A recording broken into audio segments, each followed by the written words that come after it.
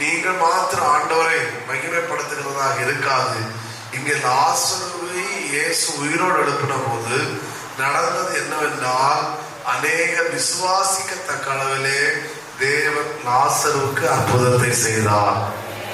அல்லது லாசருக்கு தேவன் ஒரு அற்புதத்தை செய்த போது என்ன நடந்தது என்றால், மரியாள் மார்த்தாள் மட்டும் கர்த்தரை விசுவாசிக்கல, ஒரு பெருங்கூட்டம் கர்த்தரை விசுவாசிக்கத்தக்க அளவிலே கர்த்தர் லாசருக்கு ஒரு அற்புதத்தை செய்தார்.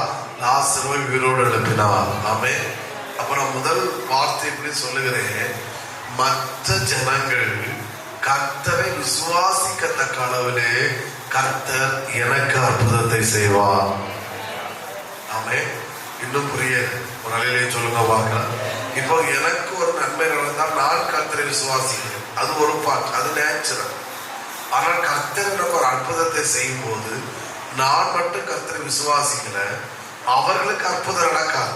அவர்களுக்கு அற்புதம் நடக்காட்டாலும் எனக்கு நடந்த அற்புதத்தின் மூலம், எனக்கு செய்த தேவன் செய்த கிரியின் நிமித்தம் மற்றவர்கள் என்ன செய்வார்கள்? கர்த்தரை விசுவாசிப்பார்கள். அந்த அளவுக்கு மற்றவர்கள் கர்த்தரை விசுவாசிக்கத்தக்க அளவில் கர்த்தர் எனக்கு அற்புதத்தை செய்வாராக.